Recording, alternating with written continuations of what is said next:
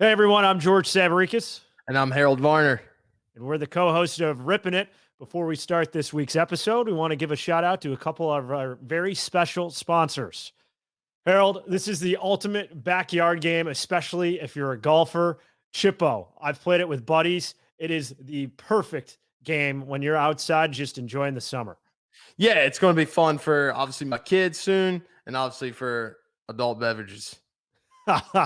Nothing better than to have a few of those on the line as you're making some bets with buddies. If you want to get your own Chippo, we have the special promo code Ripping It for 15% off. Go to chippogolf.com. Harold, I know I personally suck at putting and couldn't be more excited to put the perfect practice to use. I know there are a number of guys on tour have used it. Yeah, it's a pretty cool thing. Obviously, I think everyone has it in their house. It's a really cool thing to just get people, obviously I love gambling on it. There's no gambling at Bushwood, but it's a great fun feature of the household. The perfect practice is a need if you're just starting at golf, recreational guy like myself, even for pros on the PGA Tour. We have a special promo code to get you 15% off. It's Ripping It. Go to perfectpractice.golf to get yours today.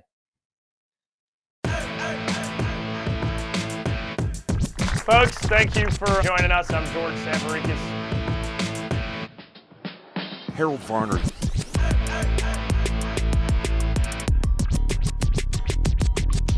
Show is called Rippin' It. We're partnering with Pro Bible. It is finally time to press go.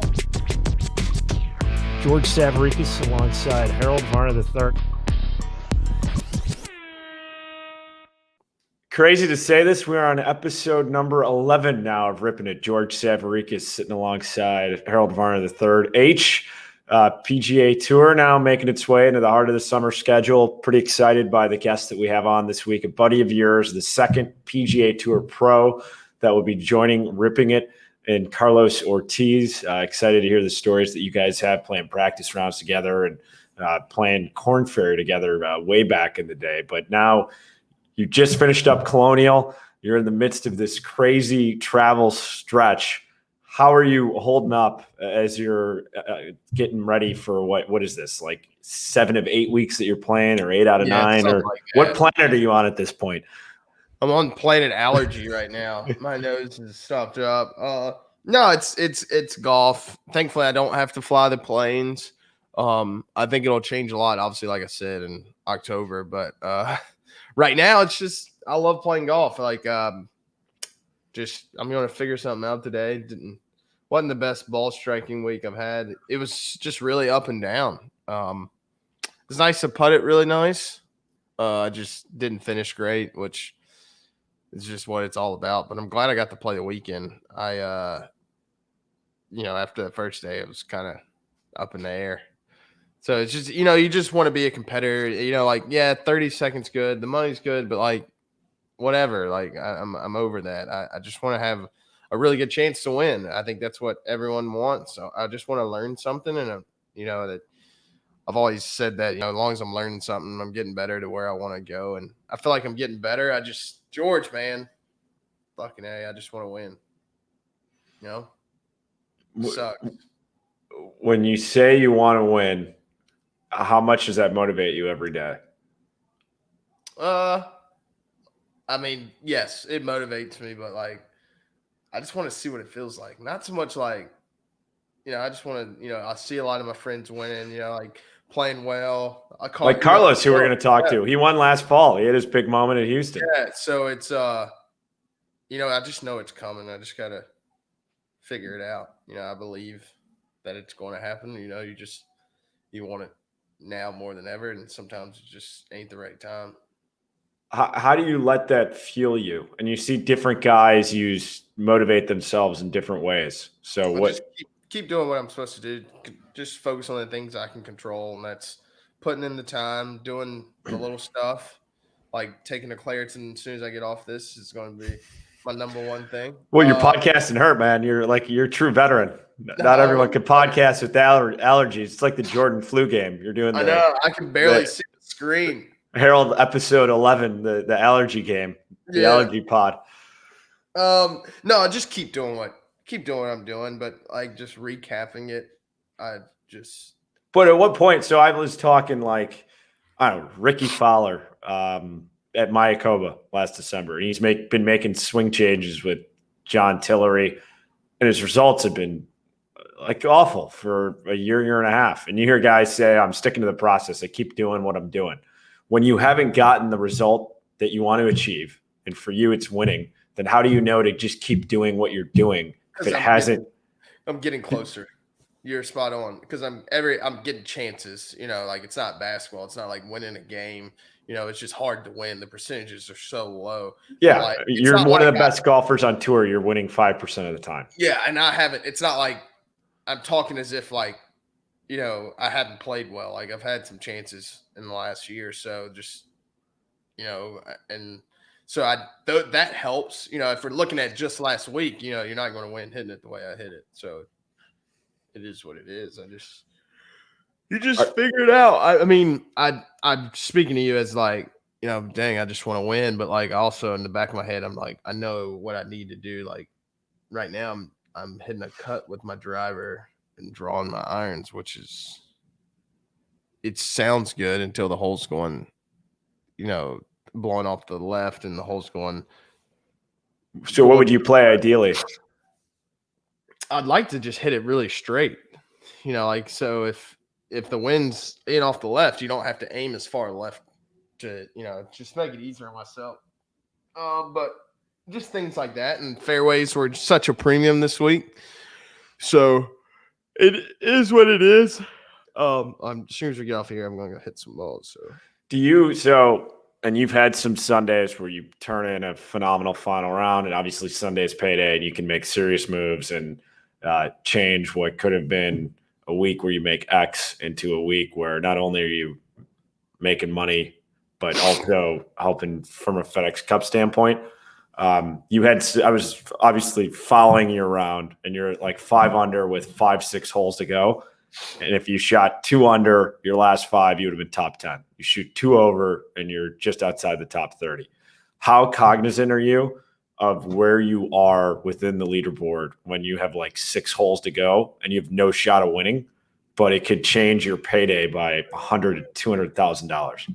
I knew exactly where I stood. The scoreboards are everywhere, but at the end of the day, I just want to hit good golf shots, and I didn't hit any good golf shots. And that part pisses me off more than where I finished. I guess it goes hand in hand. If you focus on playing good golf, the rest will take care of itself. And so the stuff that we talk about and try to control or fix or things that are golf oriented, like how did I hit an 8-iron from 170 yards, that far left,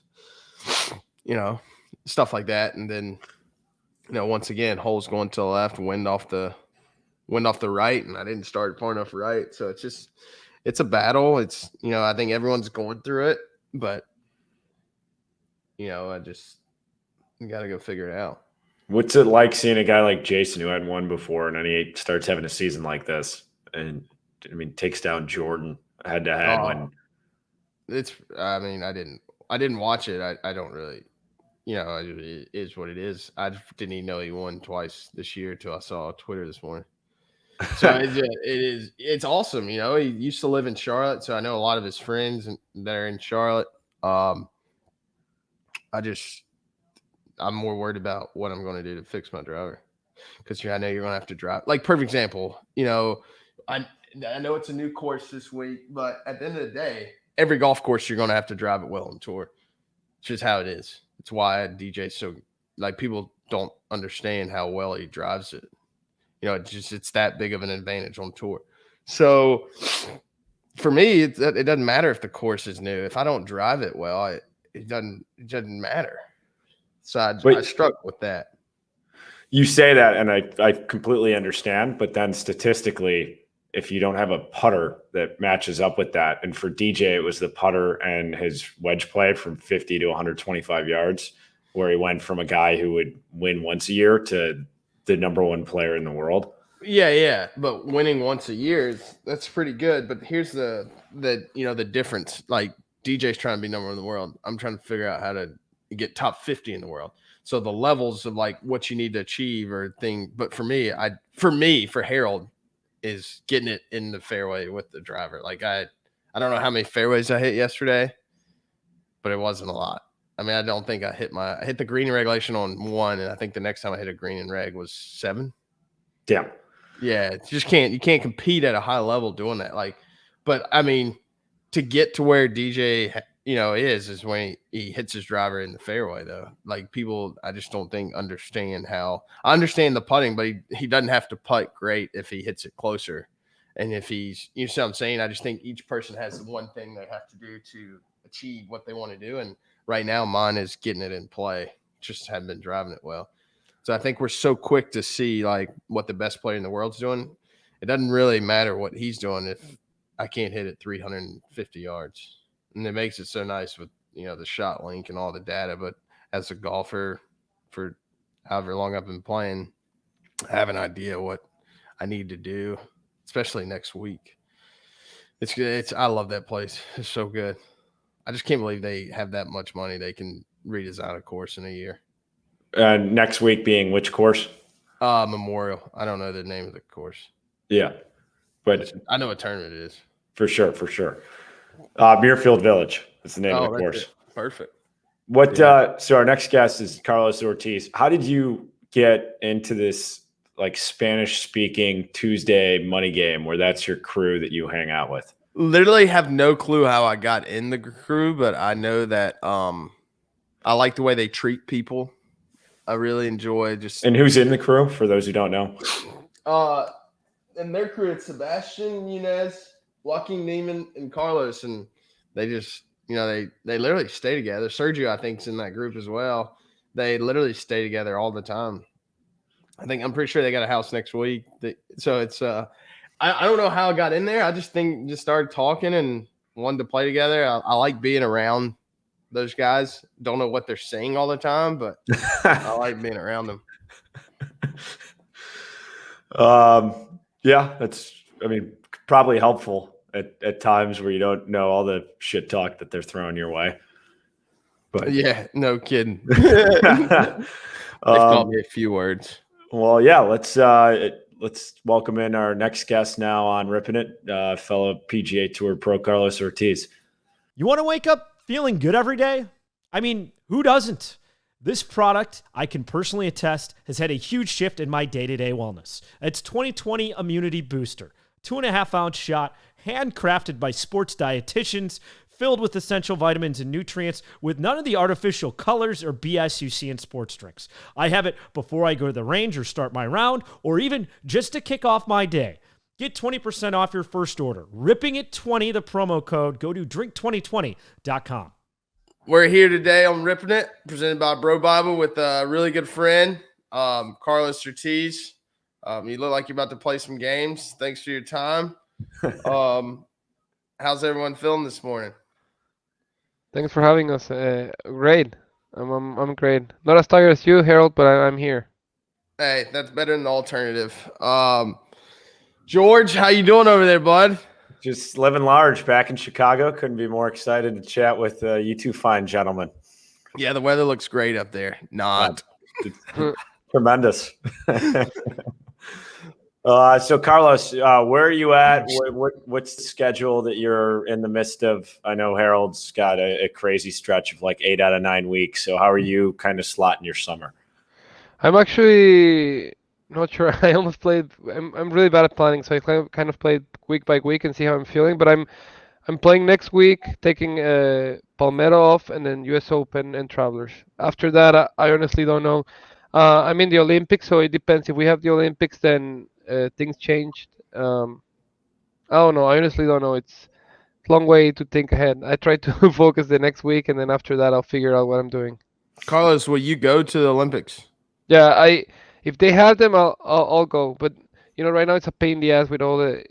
We're not even supposed to see any other sports. I know the Olympic Village is like 80 minutes from the golf course, and so there's a lot of things to figure out. But I'm excited to go. It's just it's a shame that we're not even gonna like leave it like a normal Olympics. Where it's pretty cool to go and see other sports and maybe the opening ceremony and all that stuff. And I guess now nothing of that is gonna happen.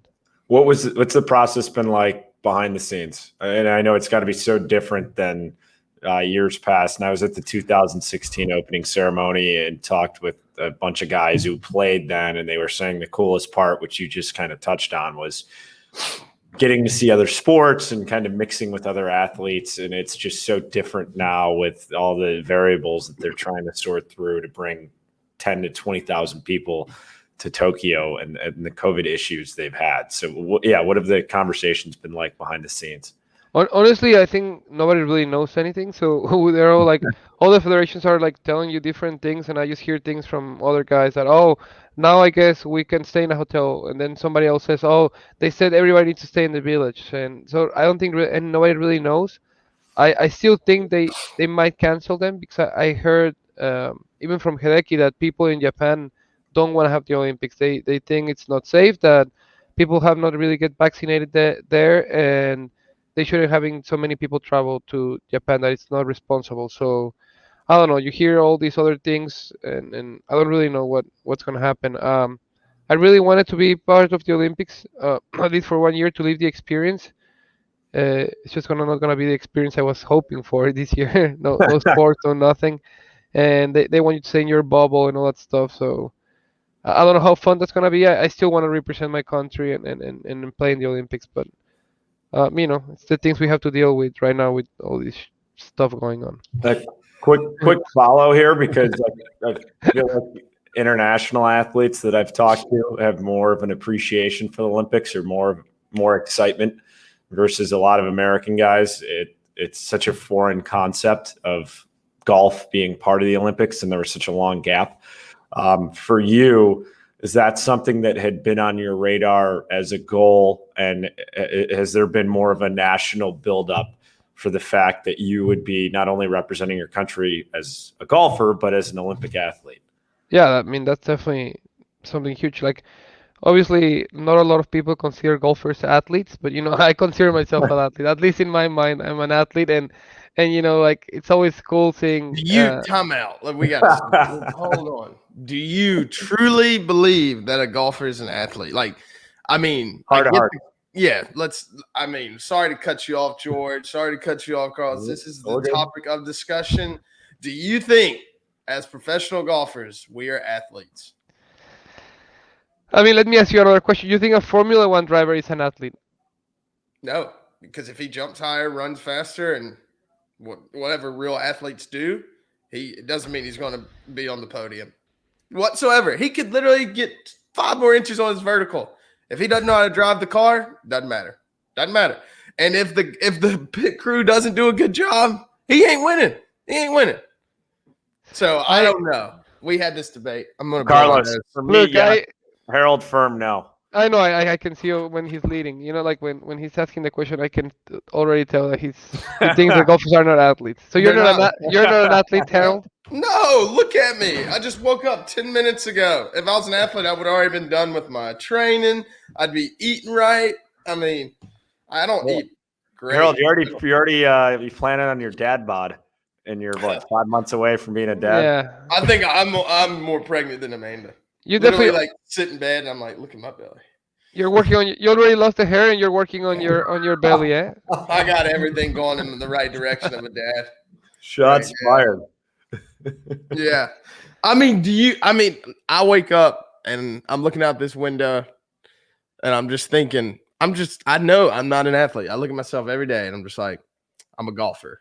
I just happen to swing a golf club really well and have a good attitude. That's about it. I mean, it can go both ways, but I definitely think we have to be a little bit of an athlete to play any kind of sport.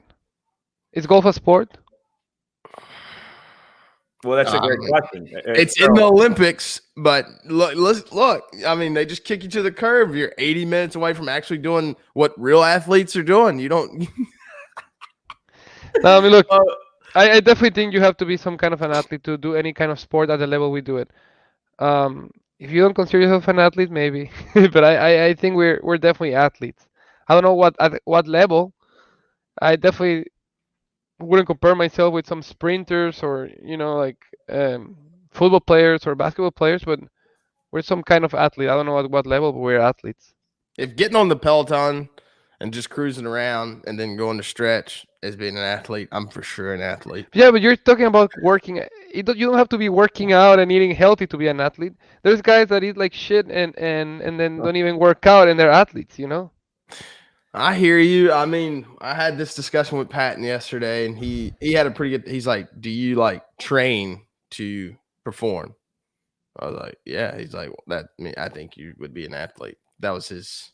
I think that's a valid counterpoint. I think y'all can all suck it, and I still don't believe golfers aren't athletes. So I appreciate y'all's opinion. I get it, but carry on, guys. Sorry, we just had to get that out of there. So Carlos would be going to the Olympics as a non-athlete. As a golfer. As a golfer. Okay. I definitely, how I said, my obviously the first thing is representing your country, but my thing was living the experience, going to the other competitions That's going to be awesome. Opening ceremonies and all that stuff. That was something I really was looking forward to, and I know for a fact that we're not going to be able to do that, so I'm pretty sad about it. But still, I want to just say that I went to an Olympic game and just have that, under my belt. And there's still gonna be lots of them happening. We have 4 years. They're gonna be in Paris, and then after that they're gonna be here in LA. So we'll have enough time to do the whole experience thing. Carlos, you'll be 50 by the. They'll be 34. 30. Come on, Harold, you might be bald by then. Bald is. I mean, I'm bald now. You're I got like bald. a fro with like a bald. I'll be 33 and 37 in the next two Olympics. I'll be on my prime. You're fighting weight. Yeah. What athlete do you know that's in their prime at 37 other than LeBron? Dustin Johnson. Hey, Phil Mickelson just won a major at 50. Hey, I said in their prime, not what age they want a major. I'm just saying. Dustin Johnson is not in his prime right now. You don't think he's in his prime? I think that fool's playing pretty hot. I don't know. I'm just saying. I don't know. I'm gonna quit arguing this point. We'll just agree to disagree and carry on. Let's start at the beginning, because I know you two guys are good friends. To have Harold as a good buddy on the PGA Tour can be very entertaining. So curious, when was the time that you guys, Carlos, first crossed paths? I think Web.com Tour, right? Oh yeah, you used to kick my. Yeah, we from the Web.com Tour, and you can, Harold, you can notice. It's a guy that you cannot go unnoticed. Like you go to the driving range, you show to a golf course. If he's somewhere on the property, you can hear him. There's not gonna be laughs, screaming, talking shit. So and I love that. I love laughing. I love having a good time. So I try to gravitate to guys that like to have a good time. That they're happy. I hate being with miserable people, and he's not a miserable guy. Man, there's a lot of them out there. Holy cow. Yeah. So I've always gravitated towards him. We talk a lot of shit during warm-ups on the truck on the PGA Tour. And then we have a couple other buddies that we like doing that. So we've always kind of gravitated towards each other because we're kind of in the same vibe. He likes to talk shit to me when I'm not having a good time. And actually, the week I won at the Houston Open, we played together during the first 2 rounds, and he was a good help. He, every time I was trying to get mad, he was like, "What the hell are you doing? Just keep walking. It's just one golf shot. You're fine." And I don't know. I just think that we have a good time together, and then I try to hang out with people that make me laugh, and that we can just be ourselves. We just can talk shit and then not care what everybody else is doing. That was so kind of you, Carlos. I mean, that I might get emotional this early in the morning. That was super sweet of you. Thank you. Thank you. Romance. It's really cute, guys. So how much does Harold talk compared to a normal guy on tour? Because I just know Harold as like the bullshitter media standpoint. So I'm curious, as an actual pro that you're competing against, is it so like it's like an average pro, average on tour, they probably talk, let's say, 2 minutes a day, or that you can hear them, and Harold probably talks 2 hours. I mean, I talk way less in a tournament. No. It depends on who I'm playing. You just talk. You just You don't even if you're not talking to the players, you're talking to your caddy. You just talk. It's just Yeah, something that's you have to talk. You got to speak into existence. When things aren't going your way, I just believe that if you say enough good stuff and you think highly of yourself, something good's going to happen. I believe it. It might be the only place you make it from. And I say those things out loud and I believe those things. So when I'm getting on to people about their attitude and just like things you believe in, I want to say that I do it as well. Like, hey, come on, you got this, and I think one day it'd be so cool to like coach. Like, I think you could be a good coach, positive.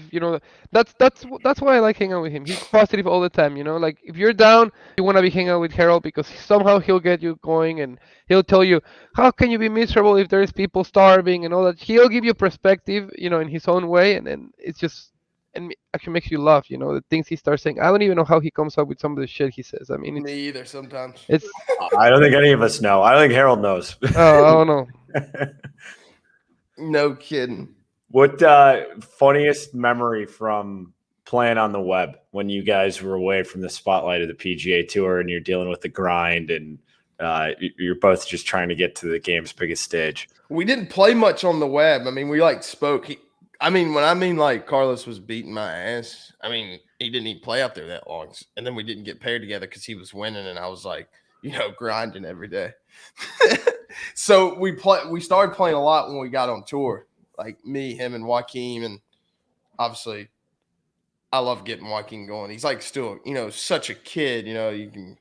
Yeah, he's another guy that is just fun to hang out with. He's staying in my house right now. Is he? Yeah. Wake him up. Tell him to give him a little shout out. That guy's sleeping. He's not gonna wake up anytime soon. What'd you do to Joaquin? No, nothing. I mean, but I know him. He likes to sleep. I mean, single. You mean not single? I mean, he's dating someone, but no kids, no nothing. Yeah, different stage of life. Yeah, different stage of life. Me, I have to wake up at 6:30 to pick up a baby that's crying. So it's kind of different story. That's where you're heading to, Harold. If you had any hair left in your head, you're gonna lose it pretty soon. I mean, you excite me to have kids. I can't wait. I mean, as a human, that's what. Since I know you wanted to have puppies with Amanda. You telling me I would have? Yeah. That's the greatest thing in the world, supposedly. But I mean, what's the point of having money when you don't share it? See, this is the kind of things he starts saying. Like you let him getting inspired. You let him get inspired, and he'll say things like that all day. I'm always inspired, but I'm just telling you. I mean, this kid's gonna be so spoiled. You could have been a pastor, eh? You can just talk, and then I can see. Mark. Yeah, I can definitely see you as a minister, a pastor. Just talking to people and start calling him Reverend. Yeah, Reverend. Can you not see him like that, George? I mean, he definitely talks like a pastor or a reverend. Dude, Harold could spin any scenario into like a fable or a wise thing. Yes. Like, I mean, I could be stuck and it's like pissing rain and like our live shot's not working. And I'm just saying how much of a shit show my workday was. And Harold's like, oh, you're so lucky to be out there. Things are great. I'm like, things fucking suck right now, Harold. That's not how I feel at all. But he's like, oh, no, we should be happy for what we have. It's like, no matter what. You can just spin some BS where it's like, no, it's a great day. I'm like, no, it actually sucks right now. If I was getting married and I wasn't married, I will have you as my guy that does the wedding. Oh, he should be ordained. Yeah, he should be the guy. You should. What am I just gonna throw some positive talk out there and be like, I hope you're married? Lifetime, you two. All right. What was I supposed to say? You guys are going to do great. Yeah. So when did you two guys start playing practice rounds together? And I know you have your wolf pack on the PGA Tour. How'd you guys get close? We actually on tour. It was until tour we started getting close. That's what I'm saying. It's not like a specific time where it's like, oh, we're going to start hanging out together. It's just that we started, every time you see somebody on the putting green or something, most of the people you say hi and they barely say hi to you. Some people, they don't even say hi to you, And with Harold, it's like, hey, and then you start, to having a conversation or talking or, so we start towards like gravitating towards each other, playing a little bit more practice rounds, and then we start playing video games together. We had a good friend in common that I met through Harold Arturo, that we play video games together. So we were Arturo, the man. yeah, we were hanging out a lot of like on the course and then playing a lot of video games after the course. So we just were talking and hang out a lot during the golf and off the golf course. So I mean, we just became good friends and nowadays it's just every time I see him, we just stop to talk shit to each other. I'll tell you the best story.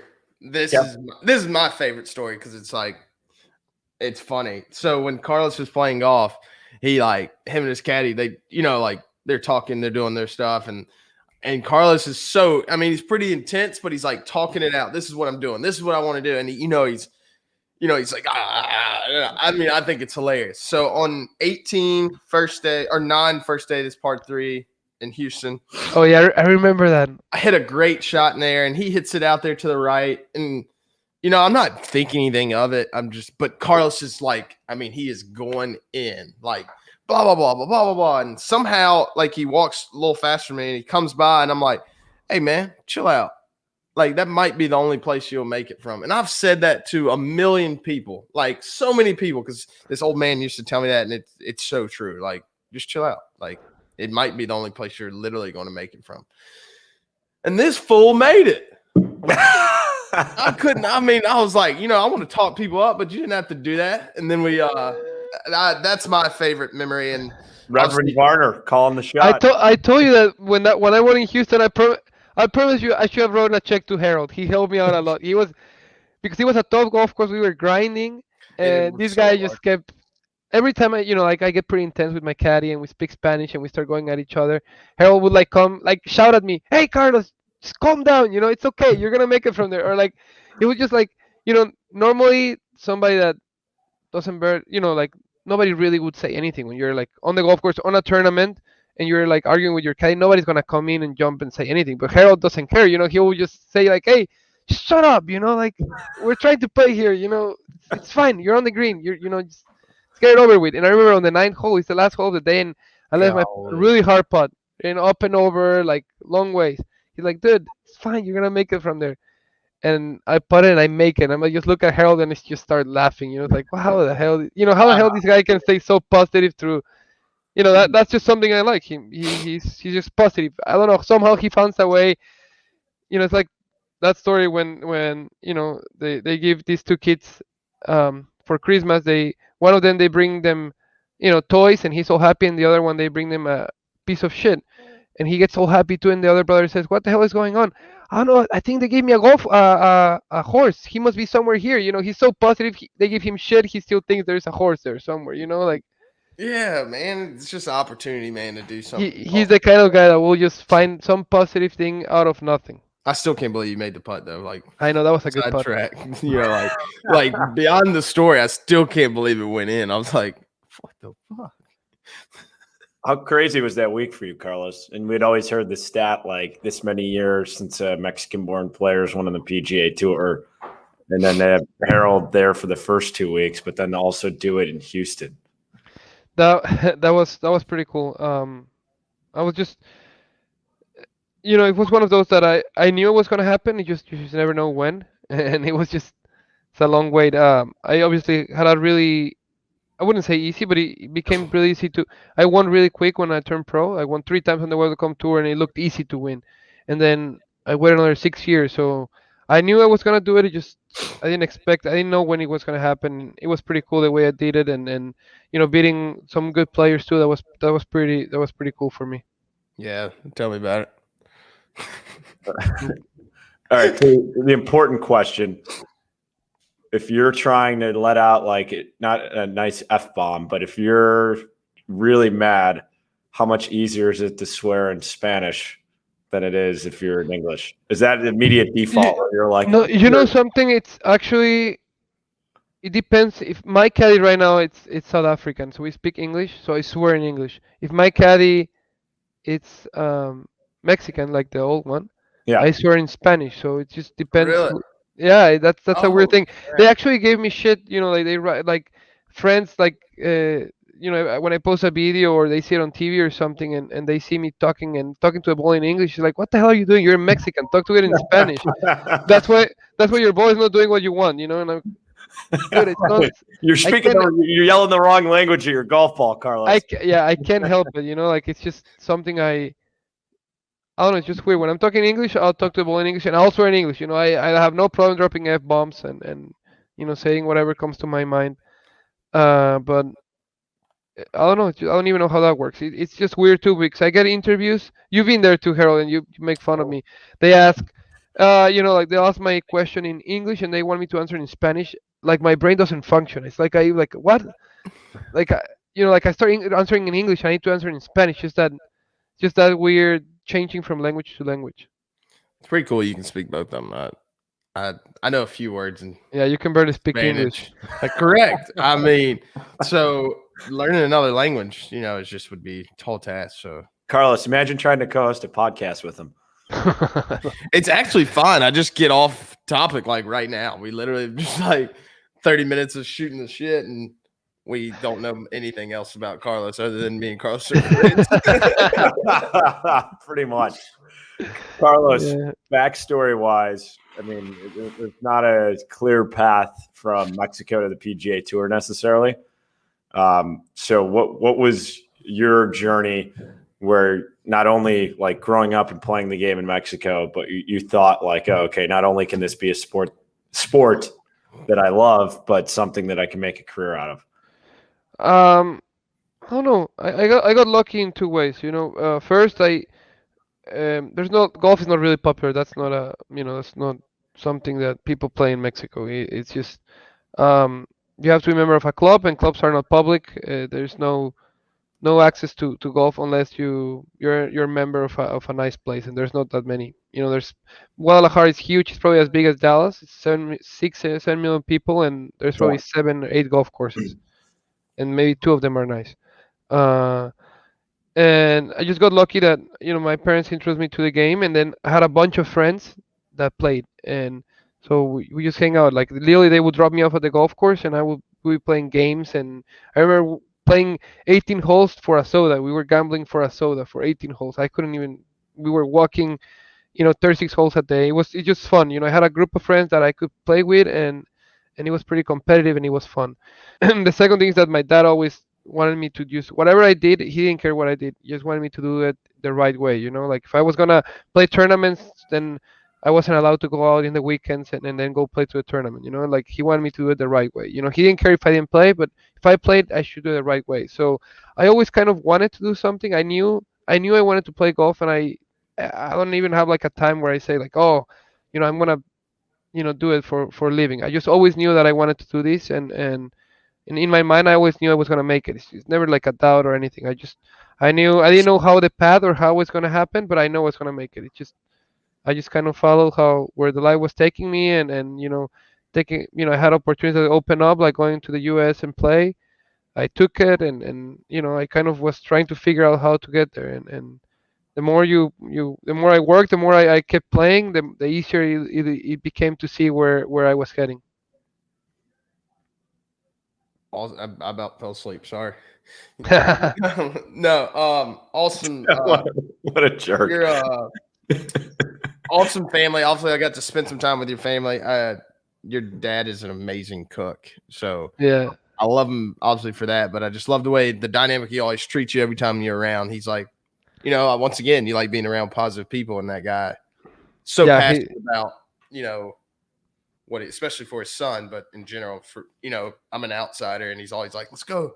I'm like, get a little step in your step. I love that. I definitely got lucky there. He's awesome, great role model, and he's always pushing me, but he's always tough. Even to this day, if he sees me throw a tantrum, that I don't throw tantrums a lot, but if I would throw a tantrum like I've seen other guys throwing on tour, he will literally come inside the ropes and beat the shit out of me there and say, "What the hell are you doing? Get the hell out of here!" He's that kind of guy. He was still gonna hold me to my, to be the best, and he will hold me accountable to this day. It doesn't matter if he's still not, he doesn't pay for my stuff anymore, but he'll hold me accountable to this day, and make sure I'm doing the right things. And I like that. I hope I hope he keeps doing that and it keeps me straight. Same as Harold, he tries to keep me straight sometimes. You need I, people I like that in your life. yeah, It it's works. good. I got lucky that way. Let's get to the fun stuff. Okay. What do you got, H?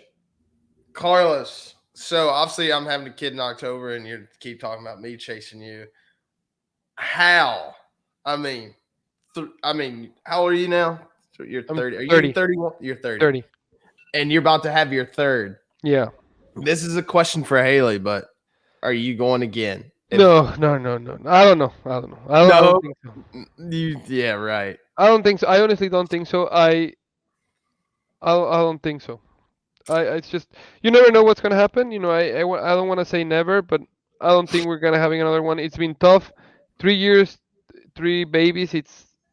You're gonna see it, with the first one. And I know. I don't imagine, even see it, and you're like, imagine times 3. Obviously, it gets harder as you have more because then there's not that many people to take care of the babies. With one, Amanda can take care of the baby. 2, you're gonna start to helping out, and 3, they're definitely gonna put you to work. So 3, you're outnumbered, Carlos. yeah. you're So own up in there. it's definitely been tough, but it's the best. It's like waking up in the morning or like my daughter right now. She found a way to jump her crib. She just jumps out of her crib now. So every time like at 1 a.m. she comes down and it's scary because you just feel somebody watching you at like 1 a.m. and you look to your left and your daughter is just like staring you down. It's like what the hell? It's just Papa, cama. Yeah, okay, come on, jump in. And I love my daughter sleeping with me. I know that you're not supposed to do that, and my wife hates it because she says that and now she needs to put up with that after I leave. But I let her come in bed, and I mean I don't care. You only live once, and for how long is she gonna be wanting to hang out with you? You blink and she's probably not gonna be able to hang out with you anymore. She's gonna be embarrassed to hold your hand and all that stuff. So I'll take advantage of that, and I like spoiling them too. I don't- Oh, we know. I mean, how can you not? yeah. I mean, I just find it amazing that I just think you're going again. So that's just my. I mean, I know. No. I know it's kind of like the Mexican Actually, thing to do to have like 10 kids, but I'm not. I'm gonna try to be American this way and not have 10 kids. I'll have I'm sorry, have that 3. was hilarious. That's the Mexican thing to do to have 10 kids. It's crazy, dude. They have so many kids. But I can't do 10. I mean it's expensive too, eh? I don't know, but that's all. I mean, between this nursery, I mean, there's no telling how expensive this kid's going to be. Oh my god. I just I keep playing because I have to pay the bills. I have to keep I know, playing. but now That's you're the learning main following. motivation. Yeah. And wait until like my 2 kids are in school right now. Like school, it's like a daycare. It's so expensive. Like, babe, what the hell are they teaching them? How the hell are we paying that? It's like, babe, it's the best. And what can you say? It's like, no, I'm not gonna send them there. I mean, what the hell are they learning when they're like 2? They can barely speak. They don't even speak. What can they be teaching them? Like I don't understand. But you just have to agree. There's no. You're gonna start. You didn't have any. You were not gonna win any battles with your wife, but once you have kids, you don't even argue. There's no argument. There's no. They just tell you what they're gonna do, and you say just nod yes, and that's it. I need to learn that trait. Yeah. I need. I mean, I learned it the hard way. Don't get me Oh wrong. yeah, I was gonna say no one's gonna learn that the easy way. 'Cause I there's no slept a way lot of nights. I slept on the guest bedroom, but nowadays I just try to just even though if you don't agree, just nod. And just say yes. Yeah. How is Haley doing? Good. She's good. She's good, but I mean, with that belly, and then she's having a hard time sleeping now, and so they get moody. Let's put it in a nice way. Tell me about it. When's the due date? August. Oh, coming up, man. August 15th. Yeah. I have no clue. I hope it's the 15th. Yeah, 17 or 15, somewhere the there. 15th is the best day in the world, so I just hope it's that day. What? I know you guys play a lot of practice rounds together. What are the matchups like? I mean, you hear like Mickelson money games on Tuesday, and like how. I normally it will be Harold bringing somebody else, and me and Juaco against them. And we actually have taken some good money out of Harold. So you're just kicking Harold's ass. ATM. It's like, Harold's like your human ATM every Tuesday, or how do you? He's been good. I mean, I can't remember last time I beat him. Need to bring a better partner. That's why you're doing a podcast, Harold, to make up for yeah. revenue. You last time you brought Toretto like 2 times. We took so much money from you guys, eh? No comment. So why are you kicking Harold's ass? Is he just bringing shitty partners, or what's the I don't, deal? I don't, I don't even think, he has a hard time concentrating in tournaments. Yeah. I don't think he even pays attention in practice rounds. He just hits it, and it's like, It's whatever, I just want Yeah. to see it. Now we just play golf. Sometimes it's just hard to get someone to play. Everyone's has everything so scheduled. They got to do this, they got to do that. yeah. and by Yeah, the time- especially nowadays with the pandemic and all that stuff, having to test and all that stuff, it's been harder to get practice rounds lined up. We it's- actually haven't played many since the pandemic. But before we used to play every Tuesday. Gosh, that was fun. Yeah. When life was good. Do those help at all? Playing a Okay, competitive practice round like that on a Tuesday, or is it I actually like it because when you're caring about your score and all that stuff, you start actually feeling the golf course. Like you cannot just hit it hard and slam it. You have to okay, I can't three putt, or I can, you have to play for a score. So you actually start feeling how the golf course is gonna play, how the rough is, and so it definitely gives you more of a feel on how it's gonna play in a tournament. Because when you're doing practice rounds, you pretty much you miss a ride, you put it back in the fairway, when you hit from where you think you're gonna play from. But obviously, normally it doesn't go your way. No, so true. Like how you said, Harold, this last week, this week the rough was brutal. Dude. It was brutal. It made the course though so much fun, but it was just like it'd be a 400-yard hole, and you'd be sitting there. You're like, well, perfect example is number 9. I hit it in the left rough on Sunday, and I was sitting there, and I was like, what do we do here? Can I carry the water? Am I going to blow this in the tent back there by the clubhouse? Exactly. It was. I thought it was pretty good, actually. It's one of those roughs that it's thick but thin, so you could either hit a big flyer that goes 40 yards more than you think, or you can hit one that it doesn't go anywhere. So you're kind of like flipping a coin with your caddy. Is it gonna jump or not gonna jump? Heads or tails. Yeah, heads or tails. Carlos, I know our buddy Abraham Answer has his own tequila company that he's launched, and you hear a number of brands that guys are involved with on the PGA Tour.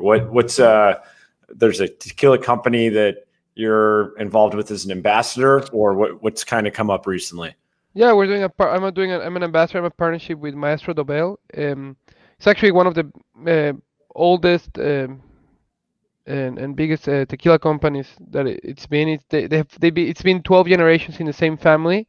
Yeah, and they're actually the ones that started Cristalino. They're the ones that came up with that. So everybody else is copying, and it's awesome. It's just one of those that the owner, it's been always in the tequila industry with his family, and he decided to create like his legacy, and he put the name into the tequila, and I honestly, in Mexico, it's the best tequila. It's what everybody drinks. And here I think they're coming up in the States, and everybody's starting to drink it. It's really good. I would love to send you both guys a bottle, and so you guys can try it. It's really there we good. go. Now we're talking. I'm not a picky drinker. It'll good. You guys like it. It's really good, and they have a lot of different ones. Their main one is Cristalino. That's actually the ones they started. Now a lot of the tequilas, most of the tequilas, that's what they're selling, the Cristalino. But they're the ones that came up with that kind of tequila, and it's really good. I like it. When I drink, that's what I drink, and in Mexico, that's what everybody drinks. Do you Dobel. drink it straight? This is where we just. You honestly, I I normally have it with either straight, and then you have like a chaser or something, or I drink it with a club soda and lime. That's what I like to.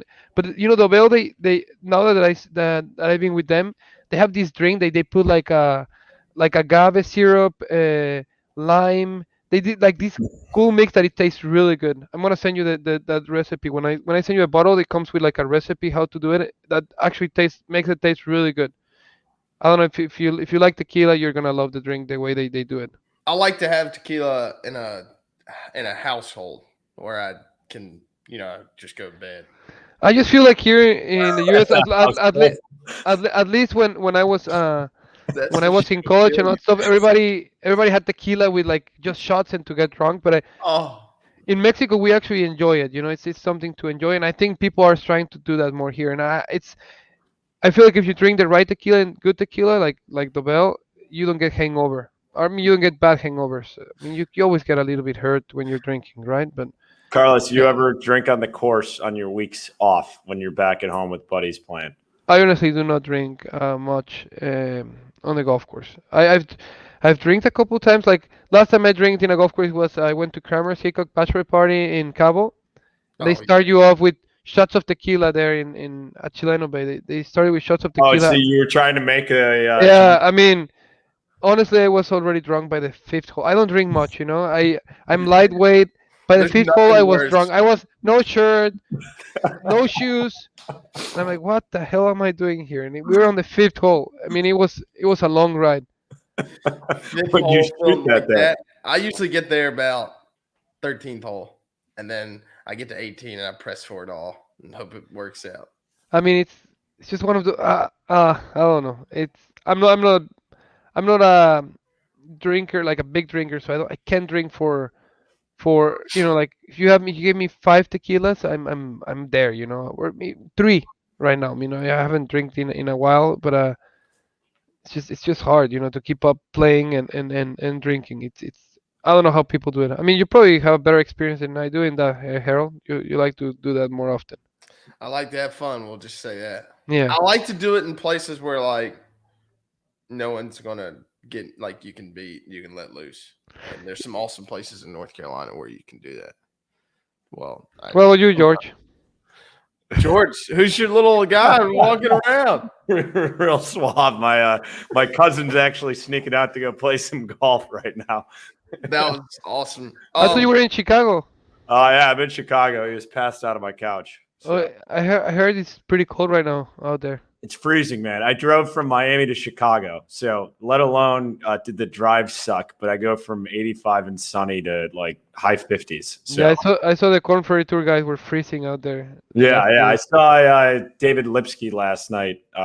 He played in the event last week, and it was actually at a course that I grew up caddying at, the Glen Club. There's nothing better than watching other people be cold at a golf tournament. That's why I love the Open. That's my favorite major because I'm like, they look fucking miserable. I love watching that tournament. That's something I can't stand, being cold. I mean, that's something in golf it feels like you cannot wear enough layers to not be cold. When it's cold, you're freezing. I hate it. It's just, then you can't swing. My swing's already short enough. I can barely get past my right foot whenever I put on some clothes. I guess finally, Carlos, before we let you go, and you've shared like obviously what life's like on tour week in and week out. Just curious, growing up playing in Mexico, any like crazy stories from far-flung events that you played in as part of the journey up to the PGA Tour?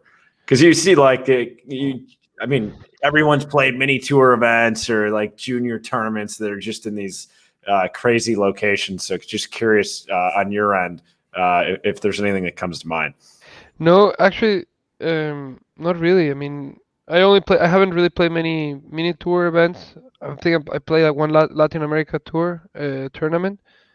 I haven't really played much in Mexico. The junior events and that stuff. How I said, in Mexico it's weird in the way that when you go to a golf courses, they're only nice. The golf is for. It sounds bad, but it's for the richer, or like you have to be well off to play golf.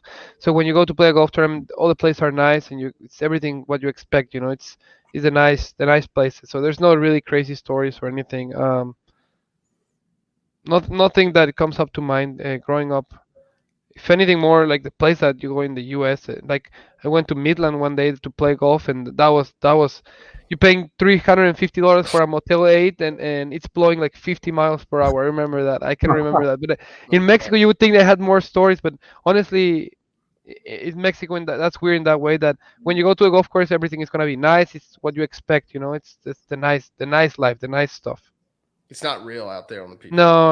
No. It's just you get the big disparity in Mexico, and when it comes to golf, everybody that plays is normally well off. That's why it's crazy, the story from El Camarón, Jose Jesus Rodriguez, that Mexican player. Yeah. He came from nothing and made it. He actually, like his story. That's something that is worth talking about in the sense of with not having the odds on your side, and he's still making it. That's pretty cool because he was working as a you know I don't know how to put it nice. He was on the work. He was on the crew mowing the golf courses. And Oh, that's not. I worked in the maintenance, but no, no. no, but he was like he was That's, doing that here in the U.S. as an illegal. Oh, well. Harold, you worked maintenance? Yeah, dog, mowed fairways. You mow Really? your own you mow your own fairway on your driving range. That's what you do. I mean, you don't mow fairways on. No, Yeah, I really did mow fairways because I got fired from the bag room You got Yeah. fired. How do you get fired from the bag room? because I didn't sign up for enough days when we had to do a schedule. I was like, oh, and it was like 2 days out of a month I could work. But like I would like say I was going to a tournament and like the practice round was on Tuesday, I would say I need Monday off so I could practice, then go.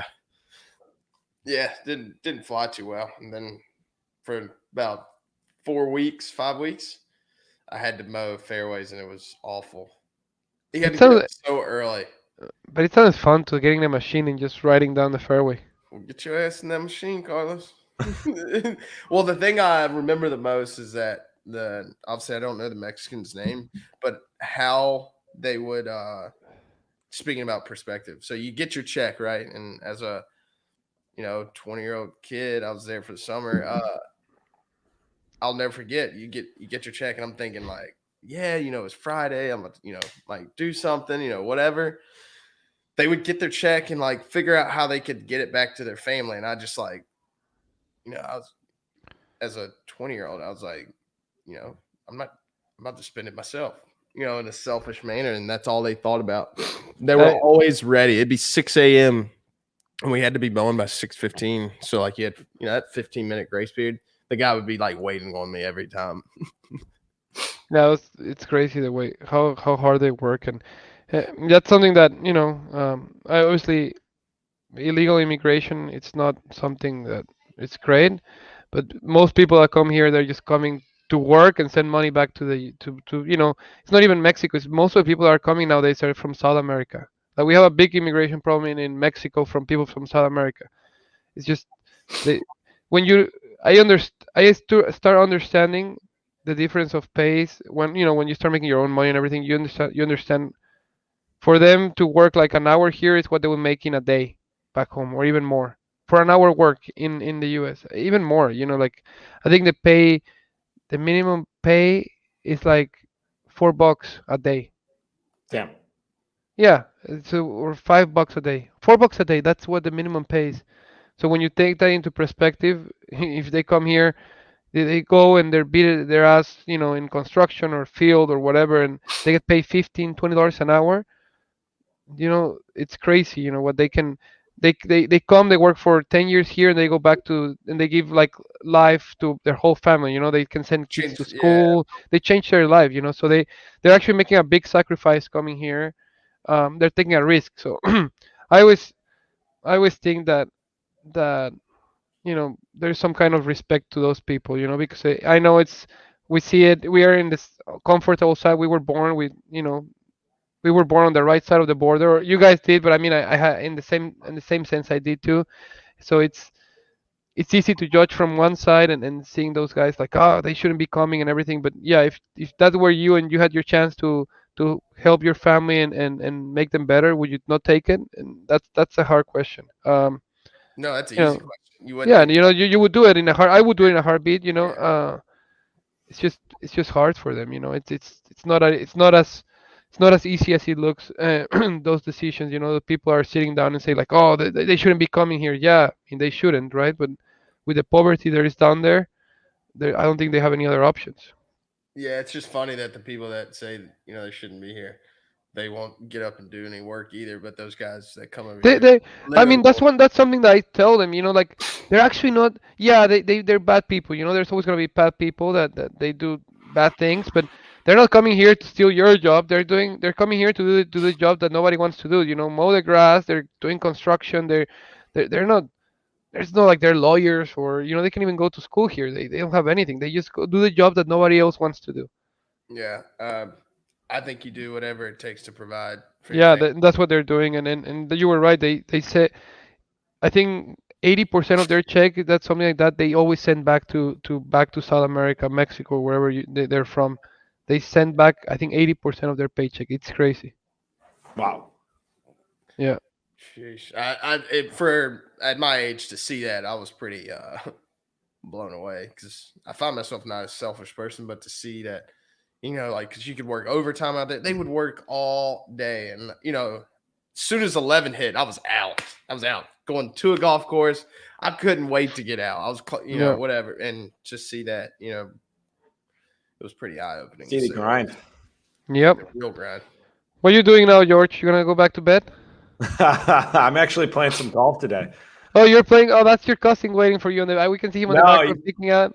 He's playing a different foursome with buddies. I was more strategic with my tee time. I'm playing at 12:30, so I was gonna have some breakfast and then head to the course. Where are you playing? Playing Harborside. It's a course south side of Chicago.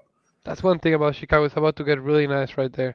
There's a lot of good golf courses. The golf here's, it's one of Amazing. the best golf cities in the country, I would say. What would you say is your favorite golf city in the U.S., Carlos?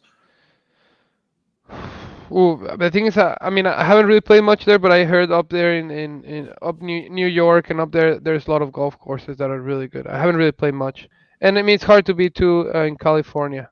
The golf in California, for me, it's the weather. If there's good weather, any golf course looks good. Yeah. He's not a good person to ask. Did you hear that? He just said if the weather's good.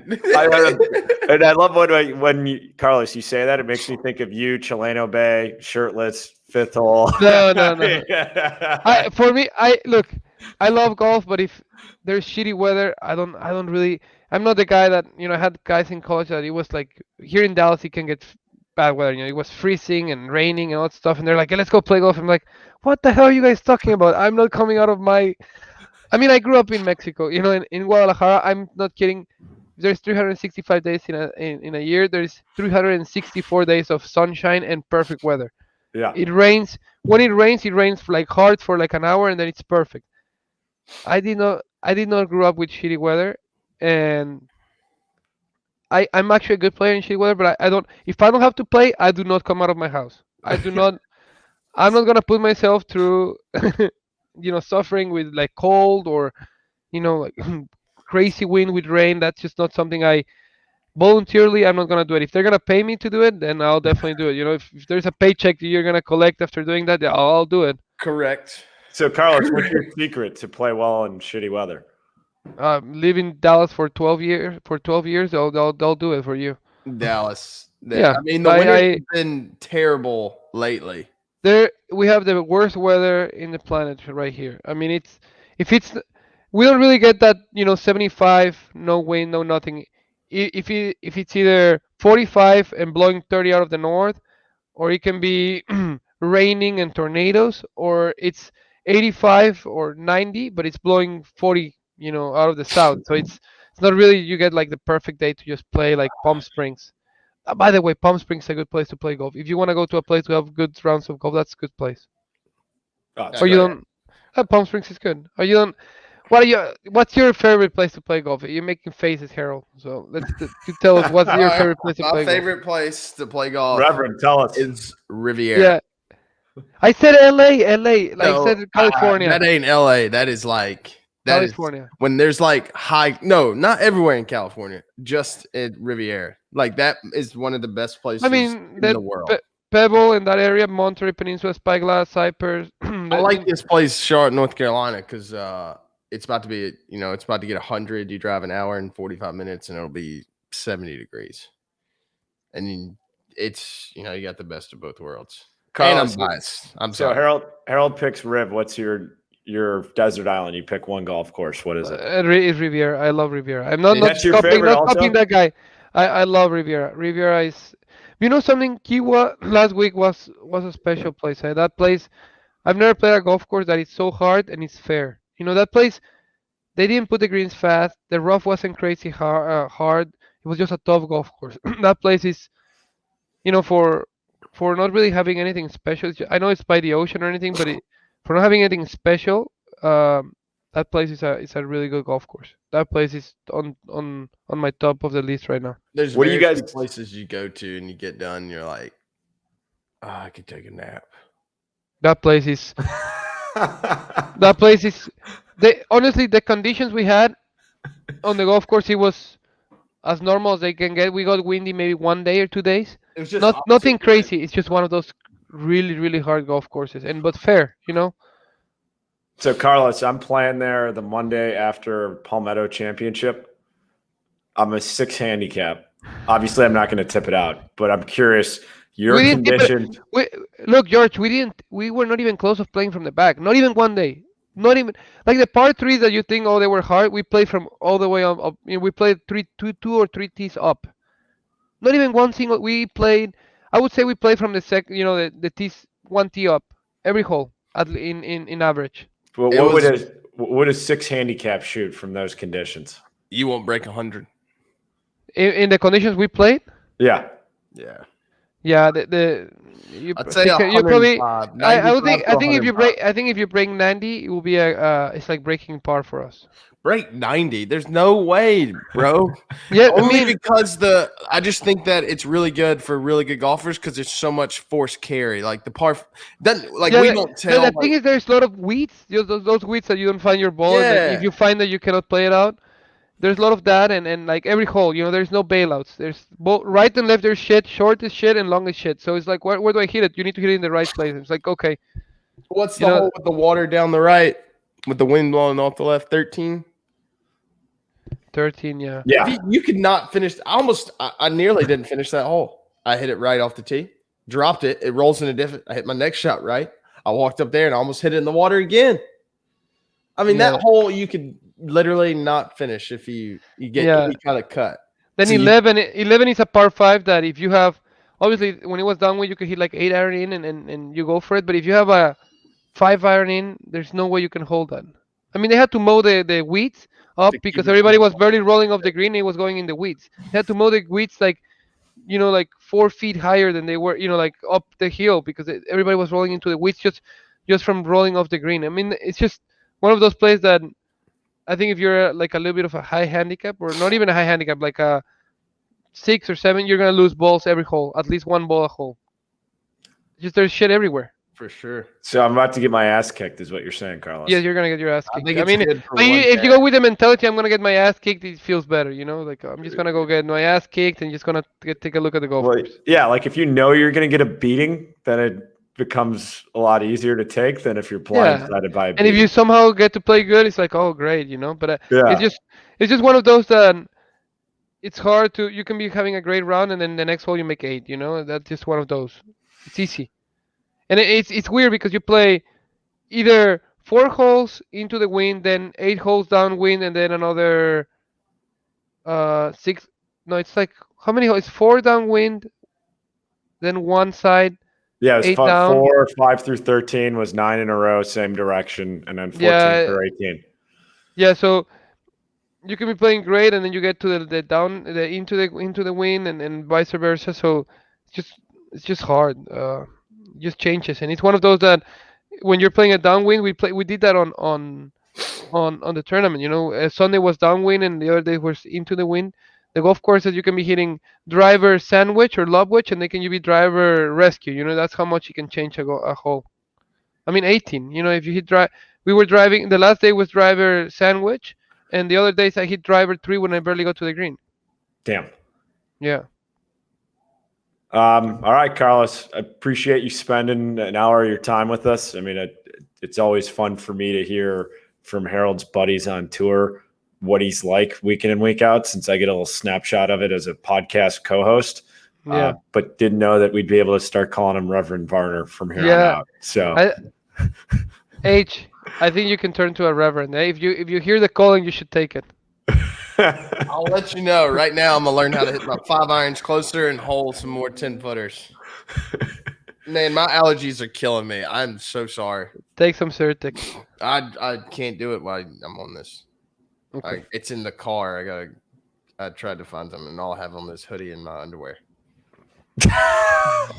All right, on that note, thanks for the time, Carlos. Hey, Carlos. Hey. Thank you, brother. I hear it all the time, George. You're living in Miami these days. You got to have some late nights, and you wake up, you're not feeling too hot. Not true, and I'll tell you why. Tempo. Total game changer. Tempo supplements guarantee you're never going to miss a beat thanks to a formulation of natural ingredients and essential nutrients. 2 versions of Tempo, Hungover AF, which I've taken, natural hangover supplement, and coffee, a supplement for clarity and focus. Check out both at trytempo.co. That's trytempo.co. Find your rhythm with Tempo. Use promo code TEMPO for 15% off your order. So that was PGA Tour pro Carlos Ortiz, one of my favorite guys to interact with on the PGA Tour. Just such a good guy and like easygoing and generous with his time to the media. Anything that surprised you from the combo with Carlos? He's way more relaxed during the podcast than he is on the course. Is he a gripper on the course? Oh man, he would pop your head off. Yeah, really? Oh yeah, for sure, and he knows it. It's just a great guy. I'm glad, obviously, thankful for his time because I know he's pretty busy having 3 kids. So I was super shocked when he said he'd do it. But that was pretty cool. Just especially hearing about. I don't know much about his upbringing. Like I didn't realize that golf is so not popular in Mexico. You know what I mean? Like the level compared to how it is in America. You know what I mean? For sure. So I thought that was intriguing, even though I know him well. I just never really talked about that. And we should have talked about how he wouldn't dance at the wedding. I don't know what his deal is. Just, Haley was dancing up a storm and not so much. His wedding? Oh no, my wedding. Sorry. Oh, your wedding. Forgotten. Sorry. Too busy. Allergies. Oh my gosh. He wouldn't dance, man. I was like, what are you doing? Haley's in there having fun, and I know I was on the dance floor, and Bud was. I saw Bud there too. Yeah, Bud was dancing. Bud, yeah, Bud.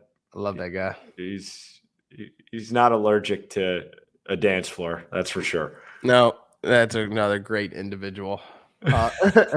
So what the heck happened last week at Colonial? You shoot like $1 million over the first day and then lights out the second day. I don't like to complain. I definitely don't like complaining to is this a complainer alert? I mean, if you like walking like Bambi, it might be a complaining story. So first off, you say you have allergies to podcasting, and now you got something else. We're sitting here. Oh my gosh. So obviously I've been putting on my pregnancy 15, and I had this great idea that I was going to run. And the only thing about running is just being mentally like, hey, I'm going to do this and no one's going to stop me. That's the only thing running really is. I'm not a runner. You sport. I just like in your mind, you want to quit and you just can't. That's the thing about. So I get on this treadmill and I'm like, I'm just going to run, get this pregnancy 15 off. No big deal. I get to running and, in my mind, it's racing. I'm like, come on, dude. Like, you can do what you used to do. Like, you're not old. Do your job. Keep moving and don't die. Like whatever. So we get done. Whatever. I play the Pro-Am. And I wake up on Thursday. Oh, I have first tee time. That's right. And I can't tell I'm sore, but like I can tell you have like a waddle going or what? No. I'm like totally, I feel fine. And I go warm up in the trailer and I'm biking. I'm like, geez, Luis, man. And I'm talking to Tim, this guy in there, and he's like, I told him I'd go running. And he's like, are you not like sore? And I'm like, I'm all right. Whatever. I get on the golf course and I feel like I can't even stand up straight. My legs are shaking. I'm like, I feel like freaking Bambi. Like, out there, dude, I hit it all over the map. And here's the best part. So if I on the course, I wanted to tell Ricey, I wanted to be like, hey man, we got to figure it out today. I can't feel my legs. Like I would get over putts and it was like hard to stay still.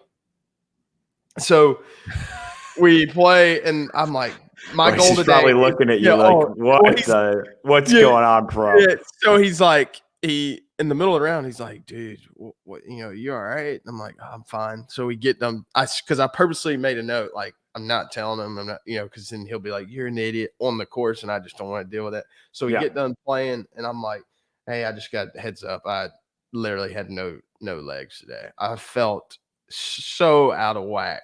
It was terrible. It was awful. It's just funny. You're that much of an old man that you run on a treadmill and then you're gimping I don't. the entire. But here's the deal. I don't like work out to like. I'm not going because I'm older. I'm not going to slow down. So I'm going 6.5s for 10 minutes, 7 for 10 minutes, and then 7.5. It's not like I'm just like cruising out there like, we're going to go for a little like lift your legs. No, like if you're going to do it, like I'm not half-assing it. So, I was sore. So I don't think there'll be any more running in Harold's future.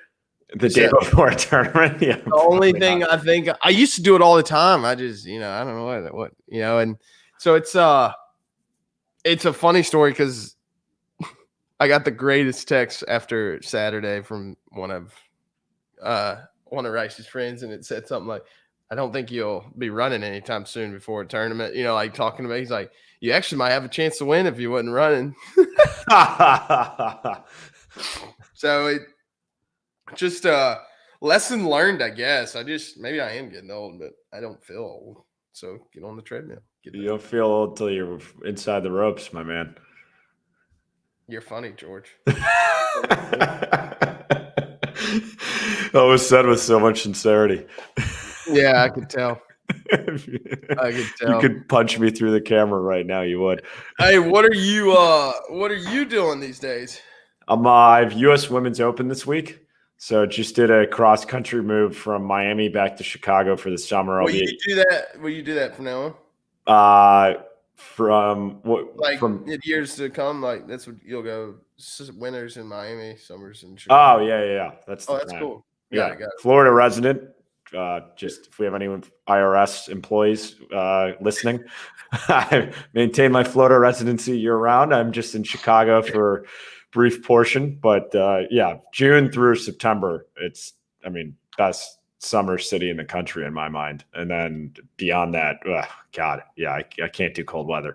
Getting in last night, it was like high 50s, and I had to like bundle up wearing layers. Like, what am I doing? Yeah, it's like leave Miami and everyone's in like swim trunks, bikinis, high 80s and sunny.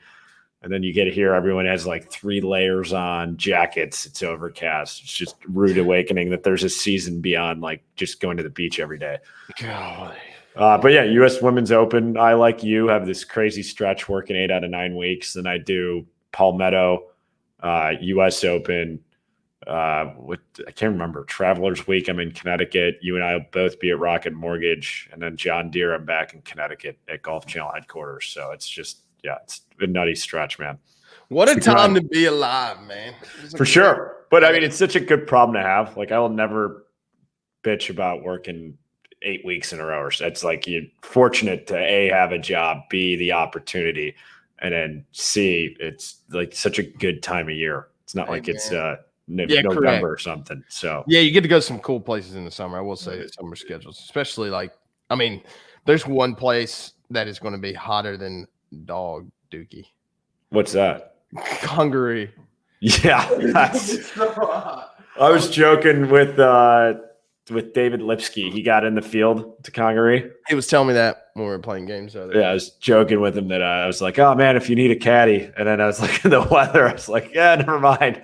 That's like the last place. It's going to be so hot. Oh, because remember we were down there about that time last year, and I mean we're in cart, so it's like whatever. It was still steamy. Oh yeah, it's so hot. I mean, the coolest thing is you play so quick, so you're like, it's whatever. Well, yeah, when everyone has their own cart. Oh, haul ass around there. It's obviously a great place. Special people doing special things in this world that are, that fortunate enough to be a part of. How often are you taking a cart when you're home on your weeks off versus actually walking? I've never walked. Really? I've never walked. No, fuck no. Why would I walk? For you to say never is like such a strong statement. That's why. Why would I do that? That's why I tell you golfers aren't athletes. That's exactly what I'm talking about. That literally, you ride for 2 weeks, and you just I just walked around the golf course. And the best is the when that people are like, "Oh, well, you walked 8 miles." I mean, literally, I walked like this. Well, I'd say round 1 last week, you probably walked 8.5. More. Oh my gosh, my allergies got the best of me there. You even talking about it? I'm allergic to. You're allergic to missing fairways. Yeah, correct. So it was. Yeah, I mean, what are we like walking like the grandma like fast walk? No, we're literally like moping around like boo, boo, boo, boo. Like it's nothing hard. I mean, literally the biggest problem you might have is you might roll your ankle in a hole. Do you enjoy walking or taking a cart more? I mean, come on. I do what I like, and I had to take a cart. But there's like for me, growing up in the Chicago area, they have old school courses where the tees are right by the greens. The walk's kind of enjoyable. I feel more engaged in my round, and the right course, I prefer to walk. Hold on, the boss is calling. She's on vacation. Just say, "Hey, young lady, I'm doing my podcast. I love you. When are you leaving?" I'm so proud of you. For what? Don't say anything What are you stupid. doing? Okay. Oh. It's Amanda's debut. Hi, Amanda. Hey, me and my wife, people. You're poor connecting. I love you. I'll see you tonight. Oh, can't hear you. All right, guys, we're back. Tuning back in. Was that actual poor connection, or was that just the easy husband out? Like, oh, sorry, bad service. It actually said poor connecting. It says it's reconnecting now. Sorry. I can name one time that I walked, and that was during COVID because they didn't have golf carts. Damn, you actually played? Figured you'd just be like, sorry, COVID. We didn't know I can't walk. Drove an hour, 45 minutes, and find out there's no carts. Was that Pinehurst? No, but Palmetto Golf Club, or what's the place in Aiken? Is it Palmetto? Oh, yeah, Kisner spot? Yeah. No pins. It was really? nuts. Yeah, you just on the first tee they had a little dot about where it is, and it was. How much harder was that? It sucked. I hated it because I had stories of people doing that and shooting their lowest round because the pins weren't there and they just hit to the middle of the green. Yeah. But who hits to the middle of the green? Nobody. Like that's not fun. Like I don't know. I fired everything and hope I get out of it. Is that the only time you played around with no pins? Yeah, it is. We were talking. Yeah, it definitely is. I walk. That's the last time I've walked, not because it was in a PGA Tour event. I actually think that'd be kind of cool to play with no pins. Yeah, whoever tells you it's cool, you just don't tell them to come near me because it's not. It's not cool at all. It's not cool. All right, note to self, Harold. Pro pins. You live and you learn. People are literally on the call this morning. I just can't believe people. Usually I'm thinking everyone's just chilling today, and it's complete opposite. It's a Monday grind, my friend. You know what? We woke up with a purpose to grind, and it's better than the alternative. Because one day we're going to grow old and fat, and we're not going to have to do it. And you're going to be you were talking, dude. I was re-listening to the podcast last week. You were talking to Kevin Harvick like he was 100. Like, how old are you? 45. He's 15 years older than me. Holy fuck. It is like the little kid thing where you're like, how many years are you? 22. Oh my God, you're so old. I mean, until I get there, he's old. What a good guy. All right, man. Get rid of your allergies. Feel better. I will see you. I'm excited to catch up Congaree Week, man. It'll be good. The season finale of Rippin It. Who are we getting? It's a good question. That is a tease to our listeners. Jesus, Harold. I told you, man. I'm telling you, this is bad. We're going to have to put you out to pasture. Just put you down. Yeah, make sure my dad used to always say, if that dog doesn't hunt, we'll take him for a long walk. Definitely don't put that on there. Yeah, you need a long walk before Memorial. Oh, shit. Whew. All right. Love you. I'll holler. Right back at you. See you, buddy. Woo!